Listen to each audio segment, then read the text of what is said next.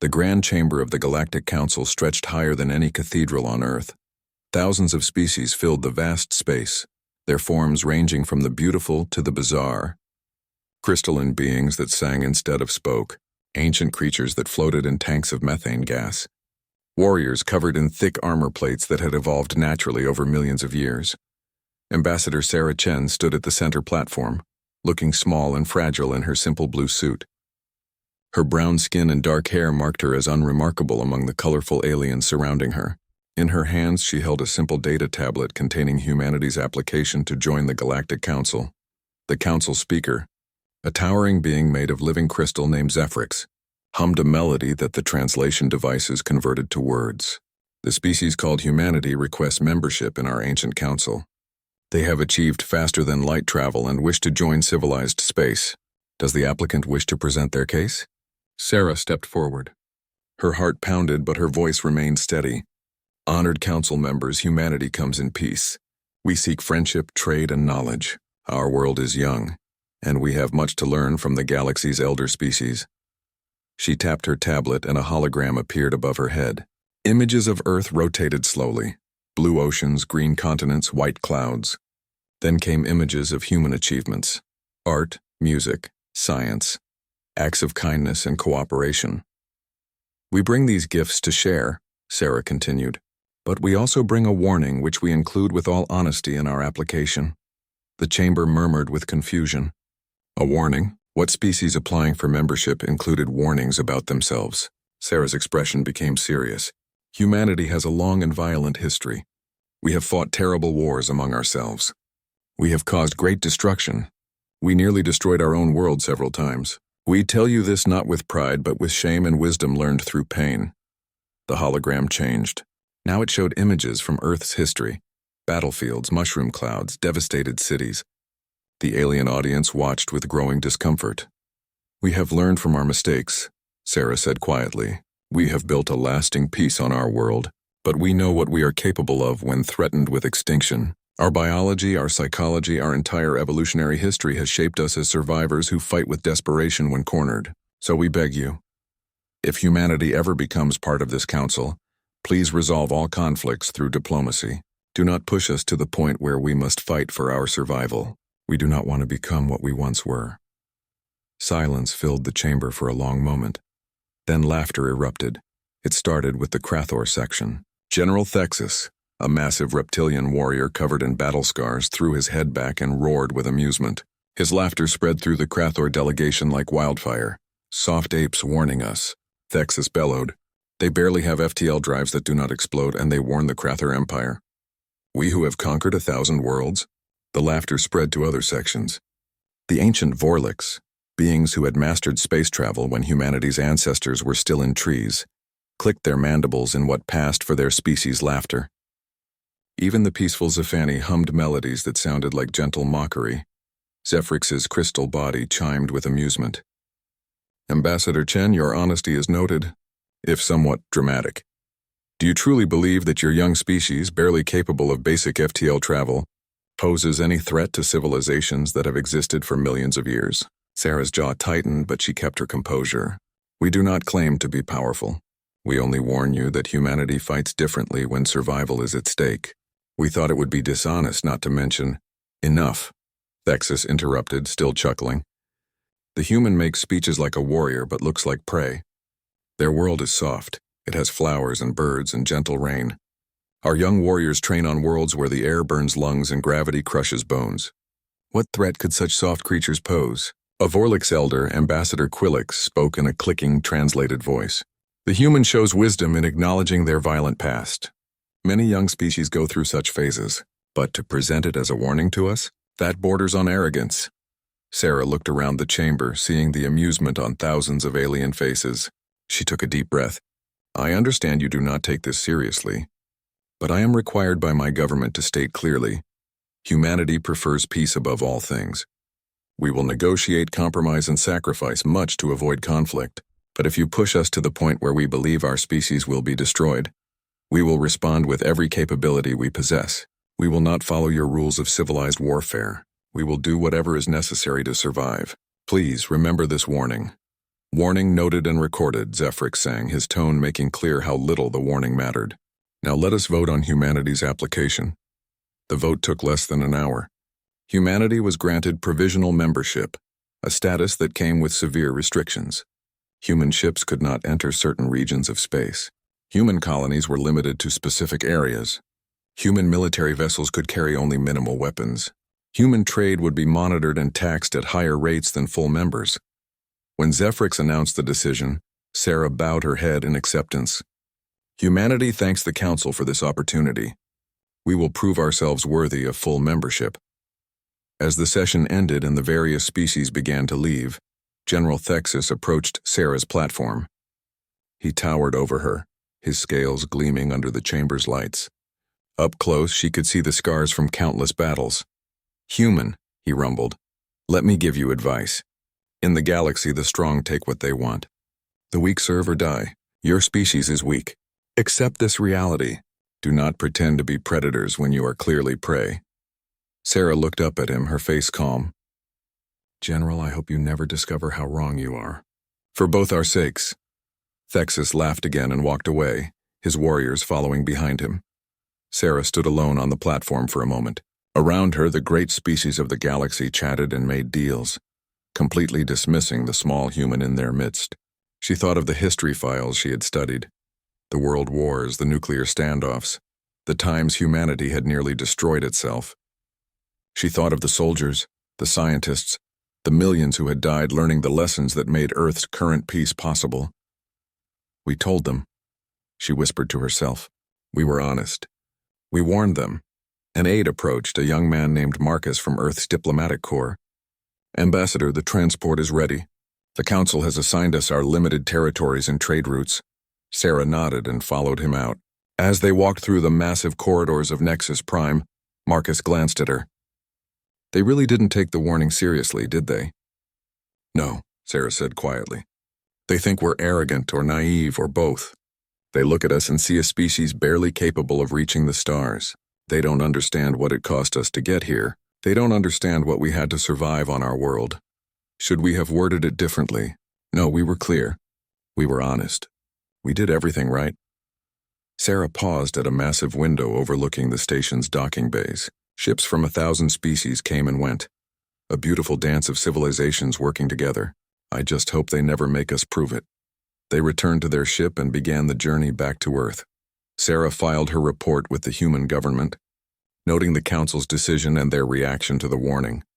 10 years later, she would remember this day. She would remember the laughter, and she would weep for what could have been prevented if anyone had just listened. 10 years passed since humanity joined the Galactic Council. In that time, the human species proved themselves more capable than anyone expected. Human traders became known for fair dealing and creative problem-solving. Human scientists made breakthroughs that earned quiet respect. Human diplomats built friendships across species lines through patience and genuine interest in other cultures. This success bred resentment. In the Krathor Empire's War Council chamber, General Thexus studied holographic displays showing human colonies. His clawed finger traced the trade routes connecting human worlds. Each route represented wealth, influence, and power that the Empire believed should belong to them. "They multiply like insects," growled Commander Vex, one of Thexus's senior officers. 20 new colonies in the past 5 years. Their traders undercut our prices. Their diplomats steal our allies with soft words and false promises. Thexus nodded slowly. The apes forget their place. When they arrived, they begged for scraps. Now they act as equals. This cannot continue. The Council forbids direct warfare between member species, Vex reminded him. The Council forbids many things, Thexus replied with a sharp-toothed smile. But accidents happen in space. Pirates raid trade routes. Sometimes colony defense systems fail mysteriously. The Council cannot punish what they cannot prove. Over the following months, human ships began disappearing. First one, then 3, then a dozen. Cargo vessels vanished between star systems. Colony supply ships never arrived at their destinations. Search teams found debris and bodies floating in the void. Ambassador Chen, now older and more tired than the young woman who had addressed the Council 10 years ago, presented evidence to the Council chambers. Holographic displays showed attack patterns, weapon signatures, and recovered data from ship computers before they died. These are not random pirate attacks, Sarah stated, her voice firm despite her exhaustion. These are coordinated military strikes. The weapon signatures match Krathor military technology. We request the Council investigate and stop these attacks. Zephyrix hummed a melody of concern, but his words disappointed her. Ambassador Chen, the evidence is suggestive but not conclusive. Krathor weapons are widely available on the black market. We cannot accuse a council member of such serious crimes without absolute proof. General Thexus rose from his seat, his massive form projecting innocence. The Krathor Empire has no knowledge of these attacks. If our weapons have fallen into pirate hands, we apologize. But surely the humans do not expect us to be responsible for every criminal in the galaxy. Sarah's hands clenched at her sides. Then give us permission to defend ourselves properly. Remove the restrictions on human military vessels. Let us patrol our own trade routes with adequate weapons. A Vorlix elder, Ambassador Quillix, spoke up. Absolutely not. Humanity has shown aggressive tendencies. We cannot allow them to militarize further. They might use such weapons to expand beyond their designated territories. We are being attacked. Sarah's voice rose despite her diplomatic training. Our people are dying, and you tie our hands while offering no protection. We will increase council patrols in human territories, Zephyrix offered. This should address your concerns. But the council patrols never materialized. Or when they did, they arrived hours after attacks, finding only debris. The attacks intensified. A human mining station on the asteroid colony of Sparta 7 was destroyed, killing 800 workers. A passenger liner carrying colonists to New Melbourne was ambushed. 2,000 dead, including 400 children. Each time, Sarah presented evidence. Each time, the council expressed concern but took no action. In the Vorlix commercial networks, a different game played out. Vorlix merchants, the galaxy's most successful traders, found humans increasingly threatening their profits. A quiet agreement formed between Vorlix trade houses and certain pirate organizations. Information about human ship movements flowed to pirate fleets. Financial backing helped pirates upgrade their weapons. It was all deniable, all untraceable. On Earth, the human government held emergency sessions. Military leaders showed projections. At the current rate of attacks, human expansion would be crippled within 5 years. Some colonies might be abandoned entirely. The dream of joining the galactic community was turning into a nightmare. Admiral James Rodriguez, head of Earth's Defense Forces, addressed the Planetary Assembly. We have 3 options. We retreat, abandoning colonies and accepting second-class status forever. We continue as we are, bleeding slowly until we're no longer viable. Or we respond with force. The debate raged for weeks. Humanity had worked so hard to put its violent past behind it. The peace that Earth had achieved was precious, bought with the blood and lessons of terrible wars. No one wanted to return to those dark times, but the attacks continued. The breaking point came at New Haven. New Haven was an agricultural world, one of humanity's most peaceful colonies. 2 million people lived there, most of them families. The planet's main export was food, grain, vegetables, and fruit that fed a dozen human worlds. It had no military installations, no strategic resources, nothing that could threaten anyone. The Krathor fleet that attacked it consisted of 12 warships. They appeared in orbit without warning. The colony's defense coordinator, a woman named Lisa Park, sent frantic messages to the Council, to Earth, to anyone who would listen. We are under attack. This is New Haven Colony. We are a civilian target. Please, we have children here. The bombardment lasted 3 hours. When it ended, New Haven's major cities were rubble. The farmlands burned.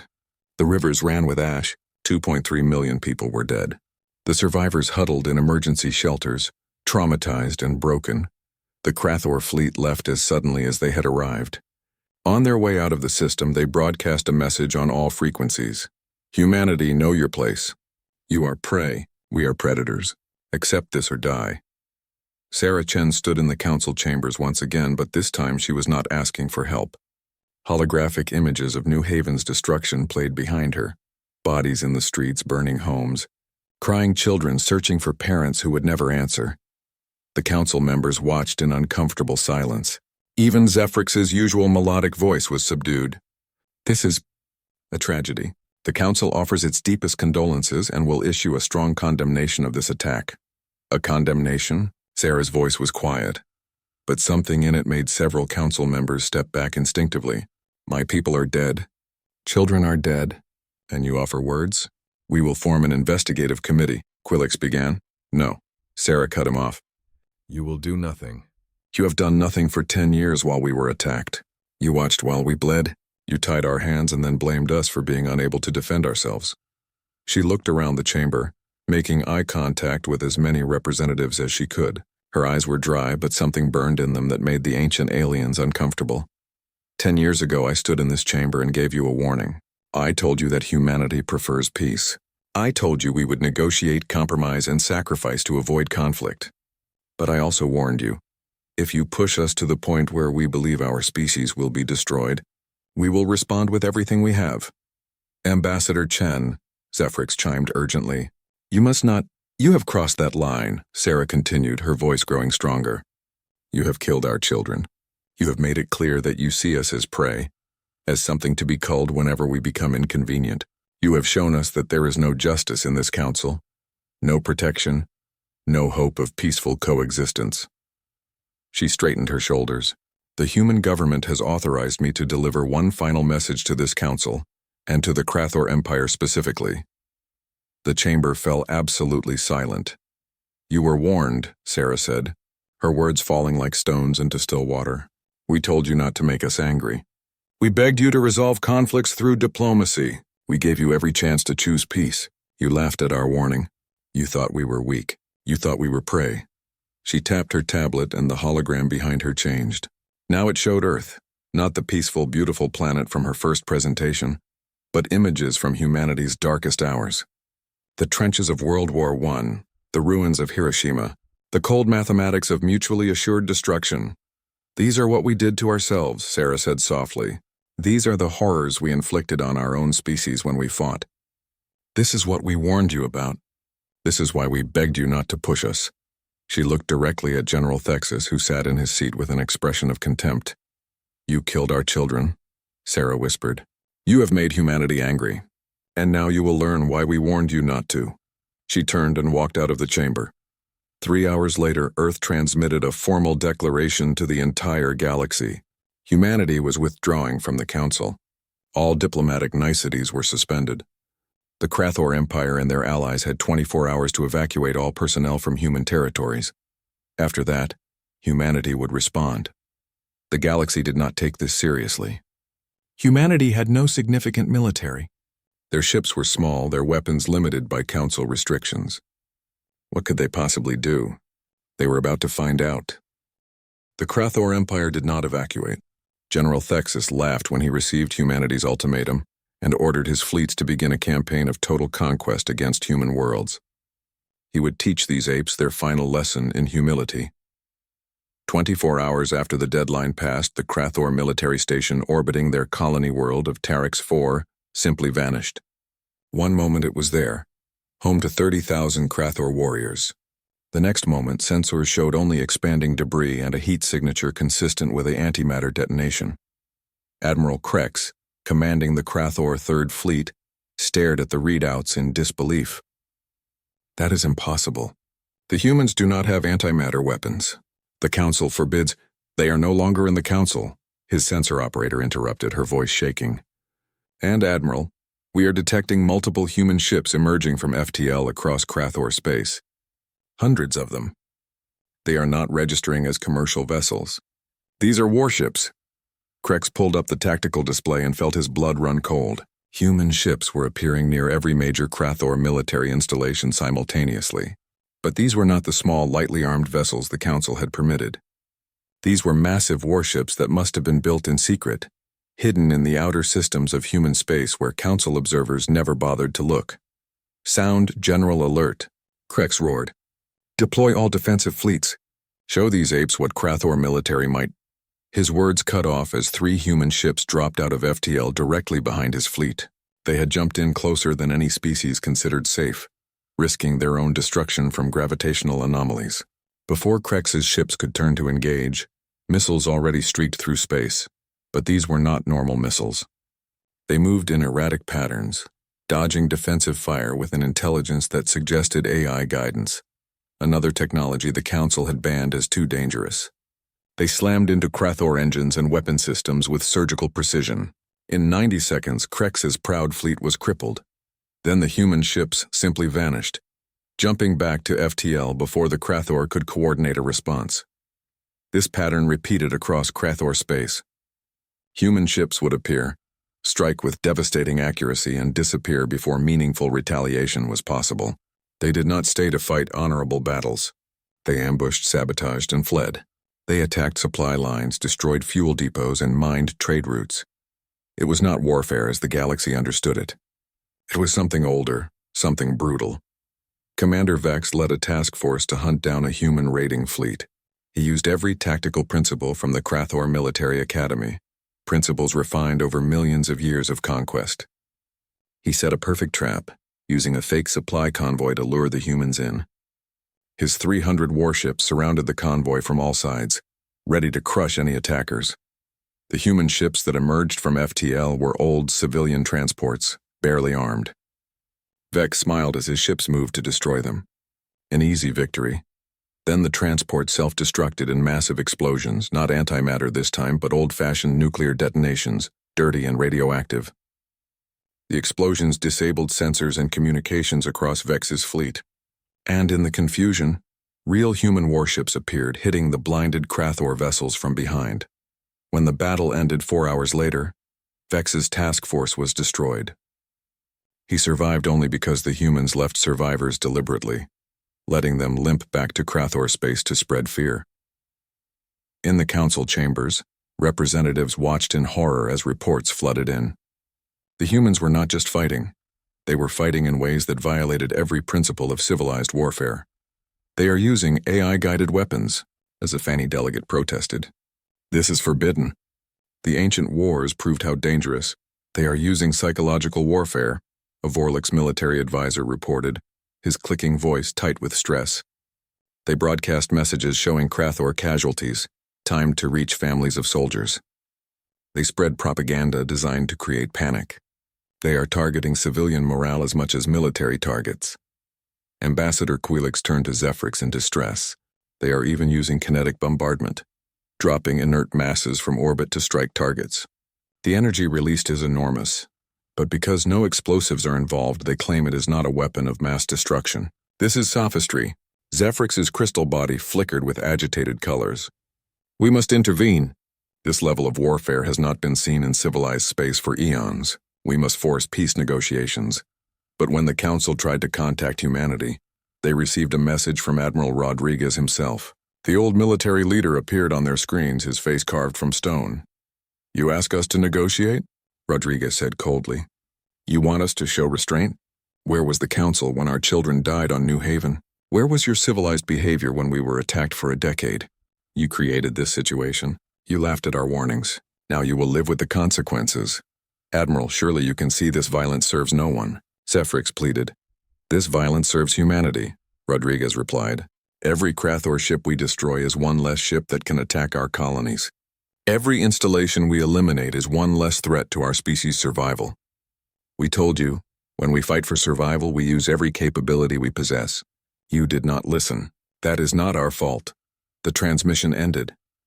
On the ground, human soldiers proved even more terrifying than their fleet tactics. Krathor warriors were formidable. Evolved from apex predators, trained from birth, equipped with the best weapons and armor their empire could provide. They expected easy victories against the small, weak humans.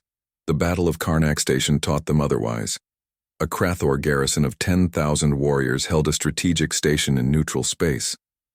Human intelligence suggested the garrison was planning an attack on a human medical convoy. 500 human soldiers assaulted the station. The humans did not attack like the Krathor expected. They did not form honorable battle lines or challenge the defenders to direct combat. They infiltrated through the station's waste systems, spaces so cramped and filthy that the Krathor never imagined anyone using them.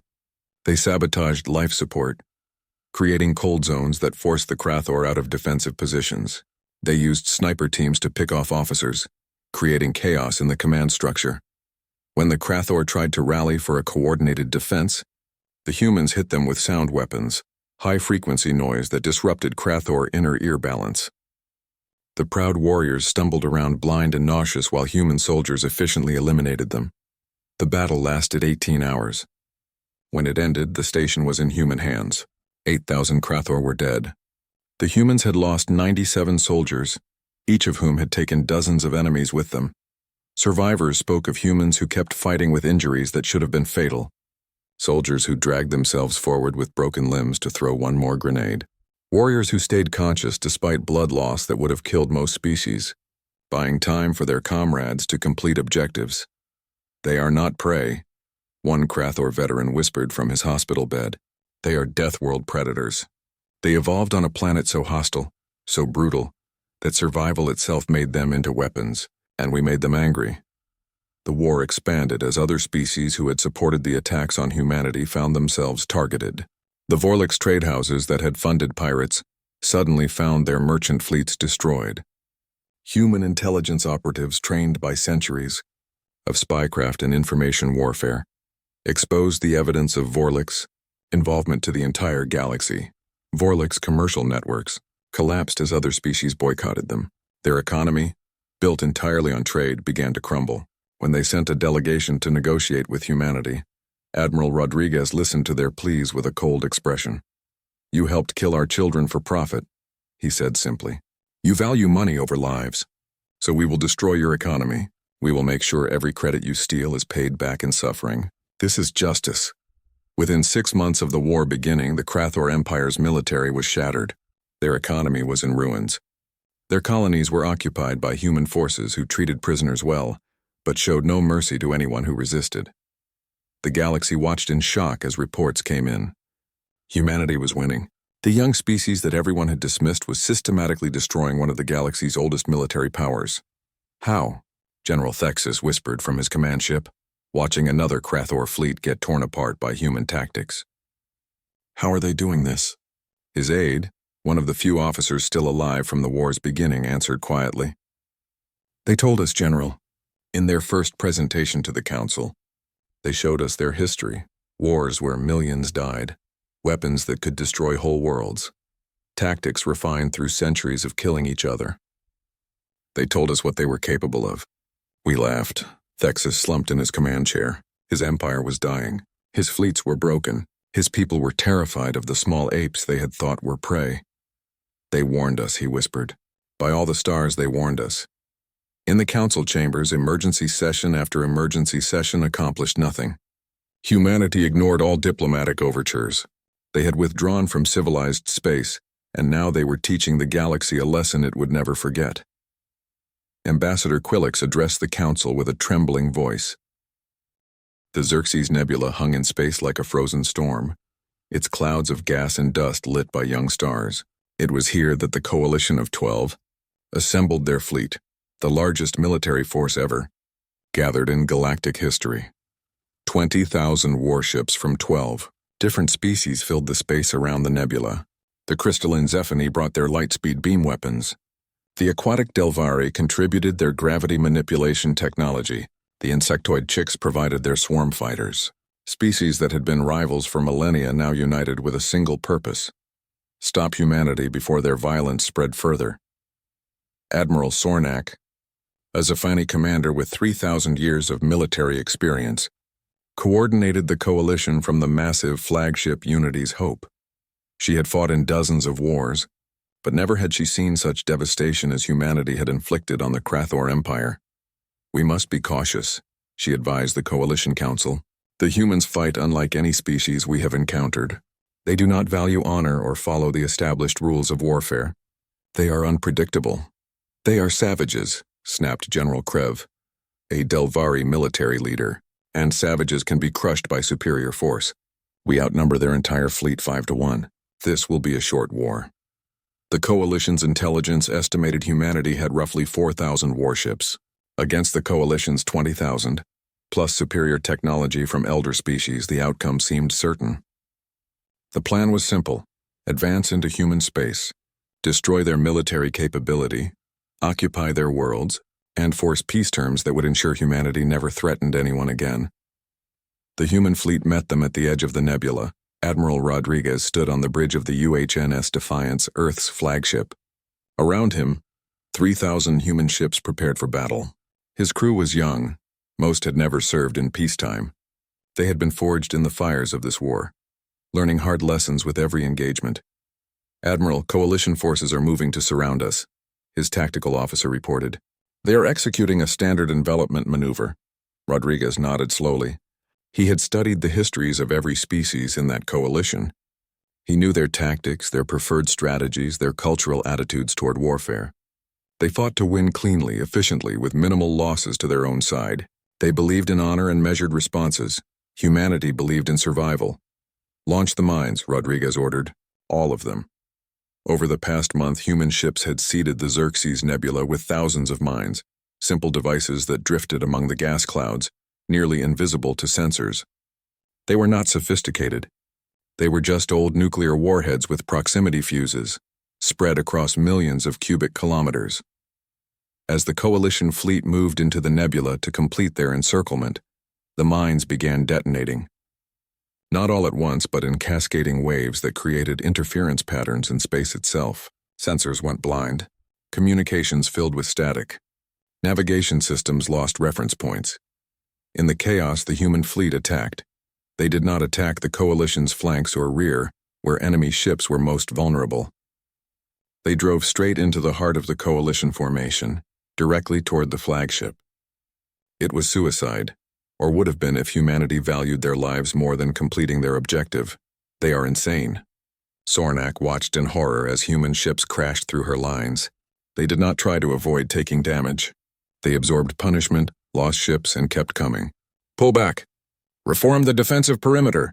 But in the confusion of the mine detonations, her orders could not reach all her ships. Units fought independently, trying to respond to the human assault without coordination.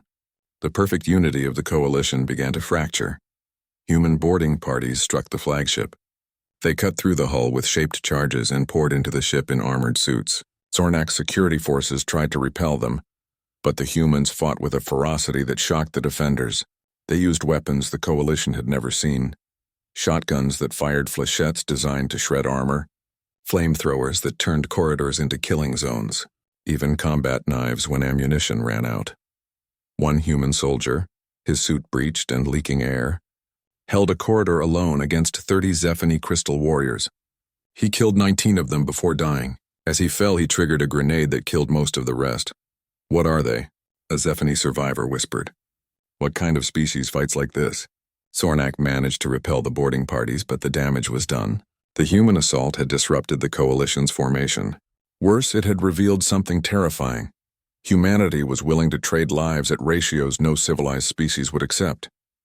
The battle raged for 3 days. The Xerxes Nebula became a graveyard of burning ships and dying warriors.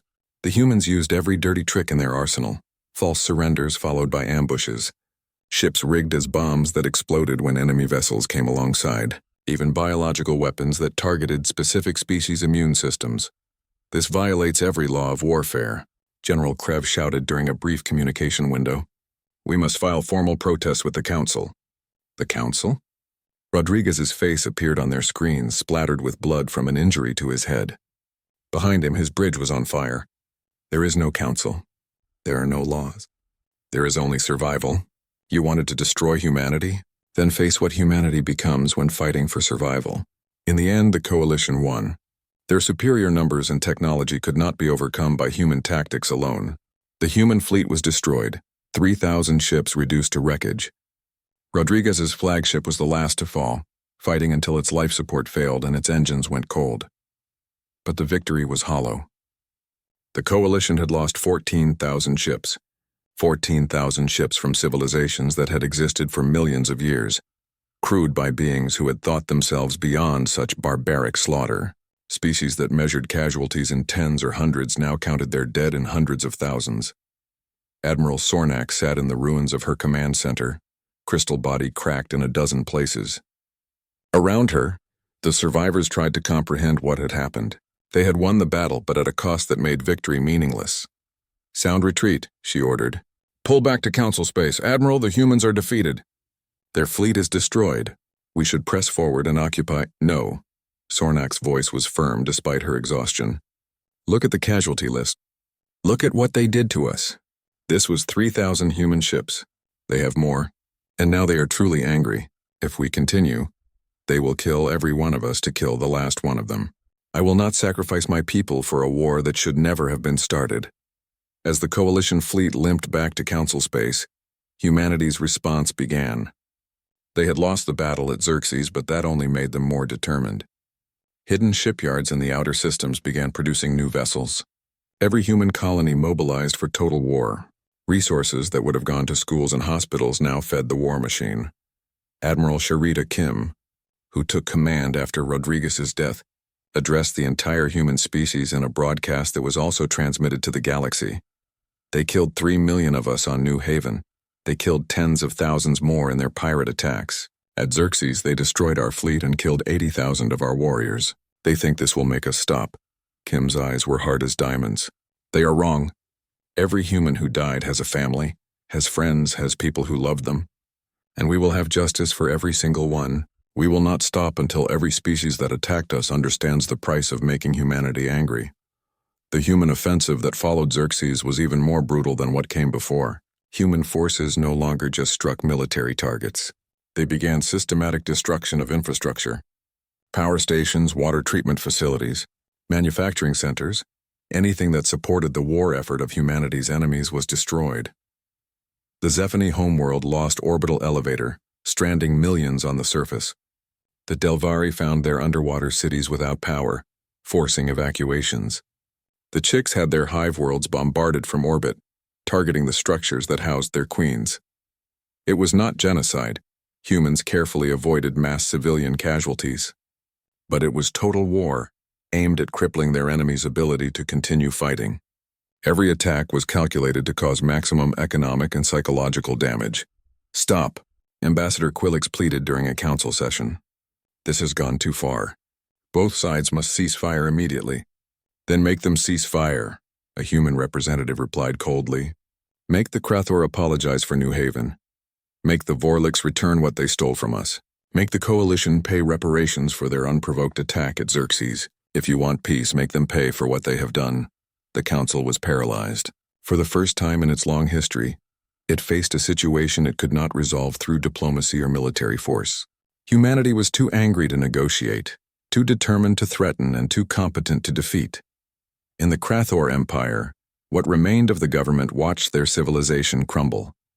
Their military was shattered, their colonies occupied, their economy destroyed. General Thexus, stripped of rank and living in a refugee camp on a minor world, spent his days staring at images of New Haven before the attack. We did this, he whispered. I ordered it. I thought they were prey. I thought we could terrorize them into submission. The delegation that came to Earth was unlike any that had appeared before the human government. No proud ambassadors demanding terms, no military leaders posturing for advantage. Instead, the representatives of 12 species arrived in unarmed ships, transmitting requests for permission to land rather than demands for meetings. General Thexus was among them. The once mighty Krathor commander looked smaller somehow, his scales dull with stress and poor nutrition. Ambassador Quillix clicked his mandibles nervously. Even Admiral Sornak, whose crystal body still bore cracks from the Battle of Xerxes, seemed diminished.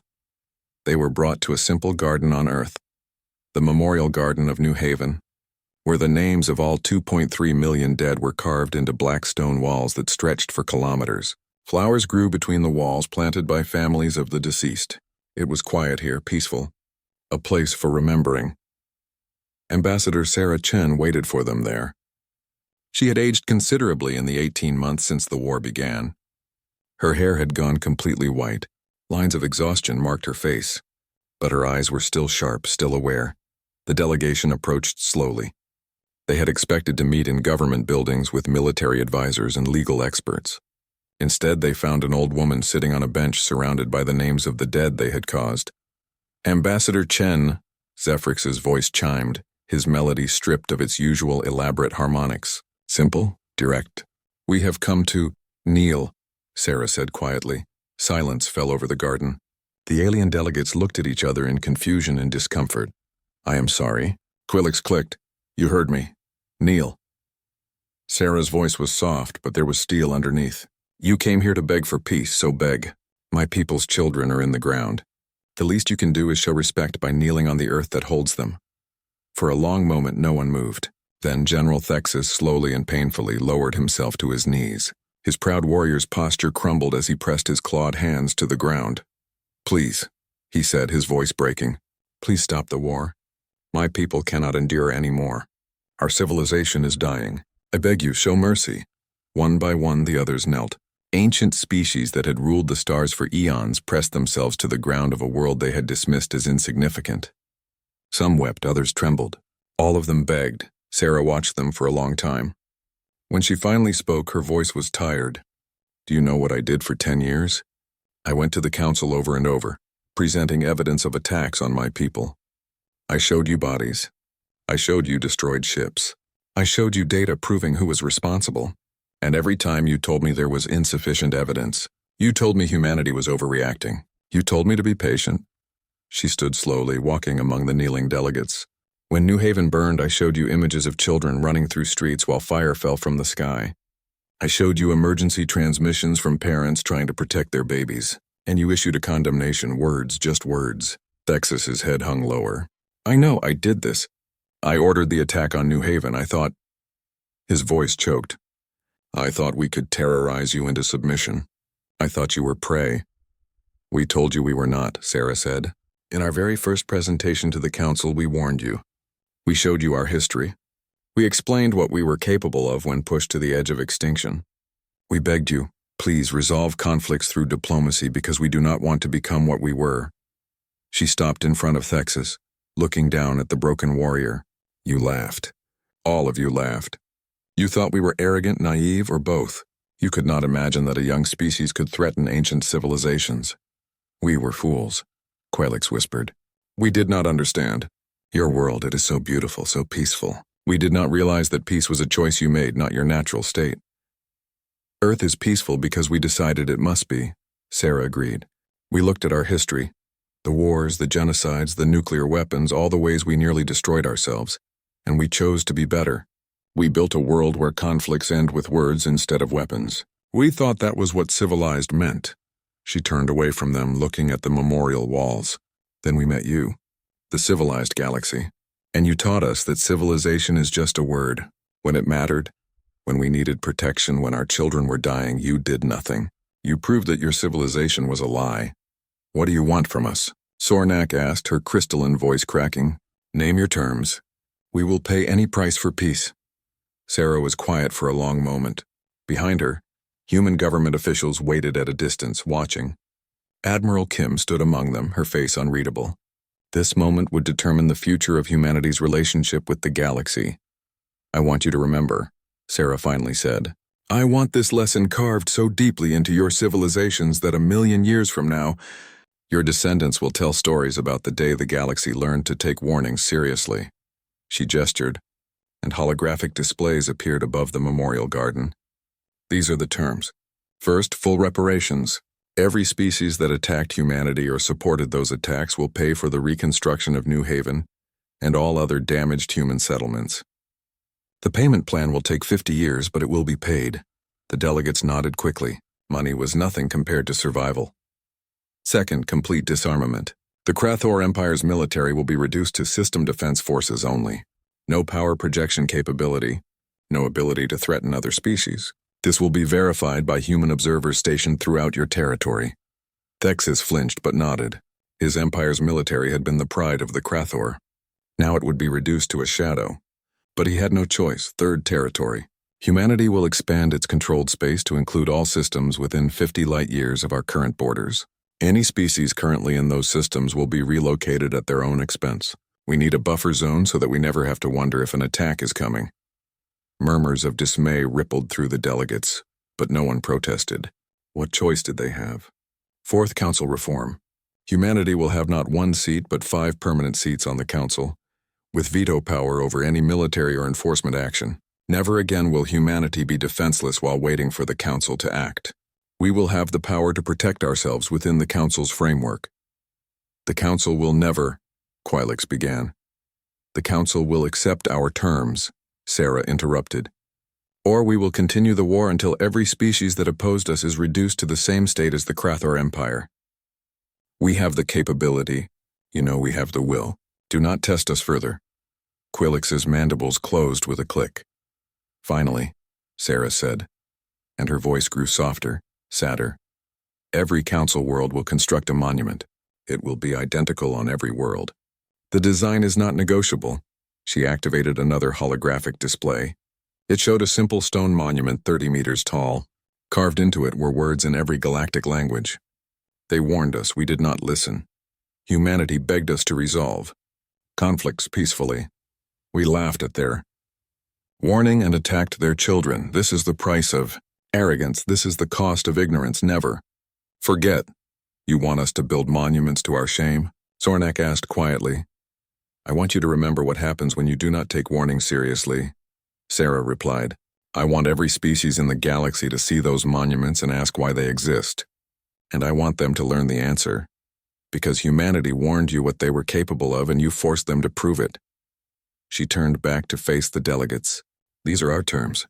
Accept them, and we will cease all military operations within 30 days. Reject them, and the war continues until you have nothing left to reject with. We accept, Thexus said immediately. All terms, please, we accept. The others echoed his acceptance, voices overlapping in their desperation to agree before humanity changed its mind. Then the war is over, Sarah said. She sat back down on her bench, suddenly looking very old and very tired. Go, draft the treaty. Begin the payments. Start building the monuments. And pray that you never have to learn this lesson again. The delegates rose slowly, their bodies aching from kneeling on the hard ground. As they filed out of the garden, Thexus paused and looked back at Sarah. Ambassador Chen, he said quietly. I know this means nothing, but I am sorry. For New Haven, for all of it. I was wrong. Sarah looked at him for a long moment. Your apology means nothing to the dead, but perhaps it will mean something to the living. Perhaps you will teach your people that some species are dangerous precisely because they try so hard to be peaceful. Perhaps you will learn that the most deadly warriors are those who beg you not to make them fight. Thexus bowed his head and left. 5 years later, the first monument was unveiled on the Krathor homeworld. Thousands gathered to watch as the stone was erected in the capital city's central square. Children asked their parents what it meant. Parents struggled to explain. General Thexus attended the ceremony. He was old now, his scales fading. He stood before the monument and read the words aloud to those assembled. We were warned, he said. By all the stars we were warned. And we did not listen. Let this monument stand forever as a reminder. When a species tells you what they are capable of, believe them. Especially when they beg you to avoid making them prove it.